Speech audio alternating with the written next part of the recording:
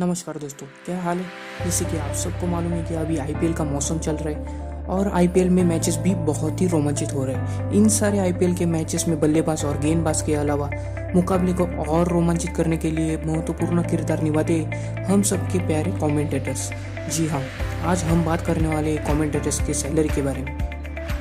IPL में Hindi commentators और English commentators को कितनी सैलरी मिलती है और कौन से कमेंटेटर को सबसे ज़्यादा सैलरी मिलती है, ये सब कुछ बताऊंगा मैं इस वीडियो में। तो जानने के लिए जुड़े रहे इस वीडियो के अंत तक।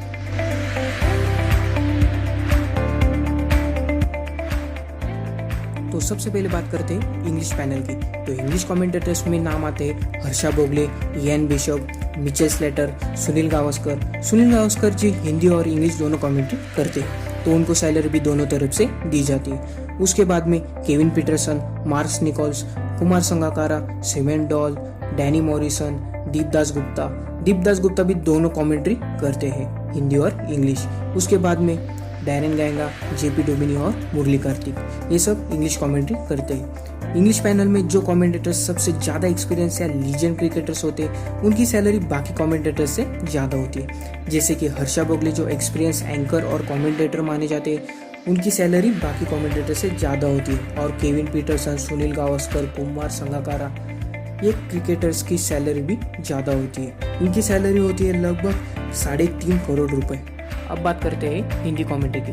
तो हिंदी कमेंटेटर्स में आकाश चोपड़ा, इरफान पठान, गौतम गंभीर, आशीष नेहरा, अजीत आगरकर, किरण मोरे, संजय पांगर और निखिल चोपड़ा, ये सब कमेंटेटर्स इस बार आईपीएल में कमेंट्री कर रहे हैं। हिंदी कमेंट्री में आकाश चोपड़ा जी की सैलरी बाकी कमेंटेटर से ज़्यादा है, क्योंकि इनकी कमेंट्री करने की शैली भी बड़ी मज़ेदार होती है। अलग ही अंदाज में वो अपने मुहावरे गेंदबाज और बल्लेबाजों के ऊपर पेश करते हैं।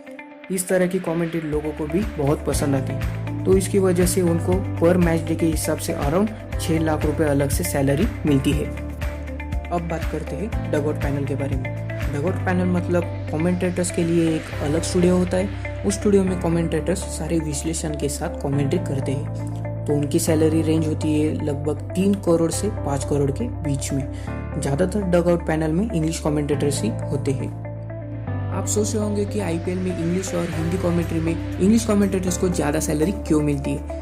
इसका रीज़न ये है कि हिंदी कमेंट्री को सिर्फ इंडिया और इंडिया के आजू बाजू वाले कंट्री में ही दिखाया जाता है, लेकिन इंग्लिश कमेंट्री पूरे वर्ल्ड वाइड दिखाई जाती है, इसलिए उनकी सैलरी में इतना फ़र्क होता है।